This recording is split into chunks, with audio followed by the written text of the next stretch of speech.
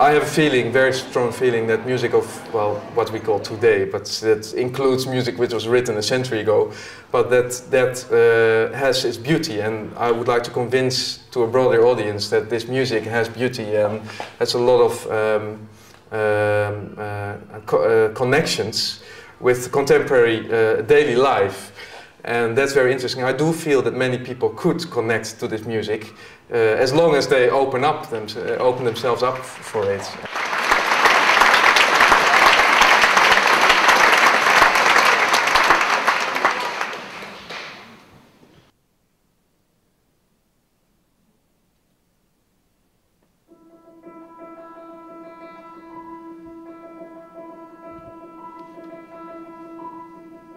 Yesterday I've been giving the concert in the Kleine Zaal in Concertgebouw in Amsterdam.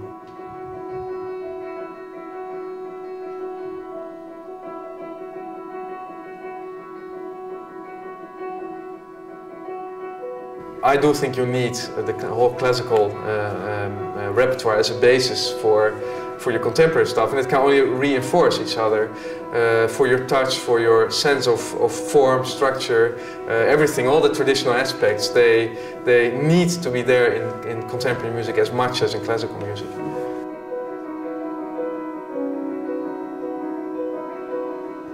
I was very happy to play the John Adams piece yesterday, also a little bit as a tryout, because I will record those pieces for the Naxos, the record label.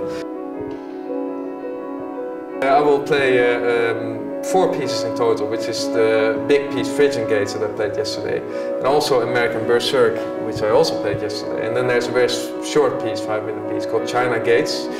And then a larger work, very recent work as well, but then for 2 pianos, Hallelujah Junction it's called.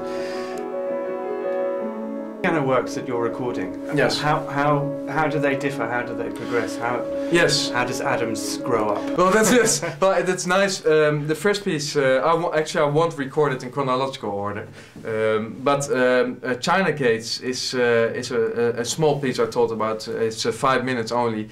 And that was a kind of pre-study for this larger Phrygian Gates. And China Gates makes use of the same patterns. It starts like that. But whereas Phrygian Gates moves all the time, this is just a short work which only focuses on this particular texture. So on the texture of one low voice, which has a very slow harmonic rhythm, and then a fast pulse and something changing in between.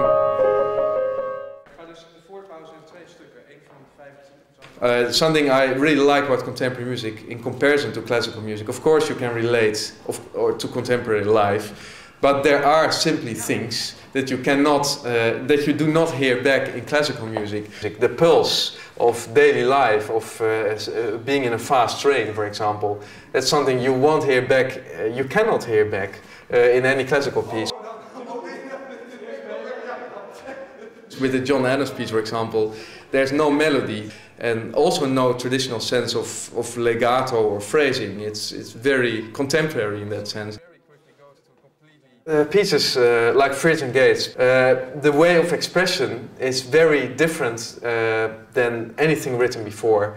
And at first it might seem that this music is less expressive, because there's hardly any rubato, so that means that you don't play very freely in this music. It's all written very exactly. You have to keep the same tempo, the same pulse, and there's no outbursts, let's say, of emotion. It's all quite static. This has not, we call that exploded, but imploded. This music has a very, to me, dramatic and very scary energy almost, but within the very confined structure and confined notes, the limited use of scales. The other is, for example, he writes on one note only left pedal, which makes it softer and changes the color. This is a normal tone, and when you put left pedal, you get this sound. So, for example,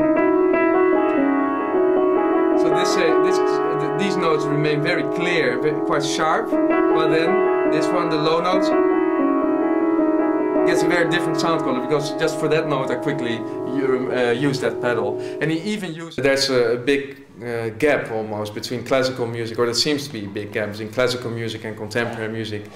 And to me, the more I studied contemporary music, and of course classical music, but the more I discovered that those two are basically the same. They are an extension of each other, that's the only thing, but it's not two worlds. And I think when you listen to it, you should forget all about, let's say, the traditional ways of listening to music, and you shouldn't listen for the great emotional gestures. You should all find it in much more introvert and little, small gestures.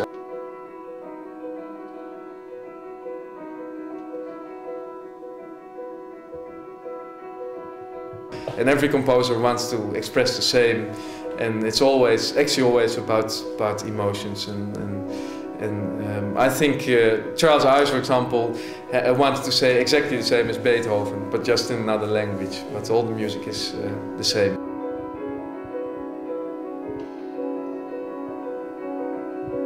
Those four pieces are extremely different. And that's again one of the nice things and surprising things of contemporary music. This is only one composer, and you think, oh, well, a whole CD of this kind of style, maybe that's a bit too much, but it isn't, because every piece is completely different, even though you will recognize, hey, that's John Adams in the harmony, but it's so differentiated and varied, and so it gives a broad overview of, I think, even of music in general.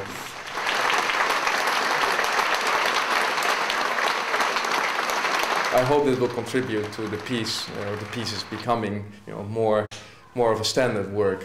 I mean, it's a big goal, but who knows?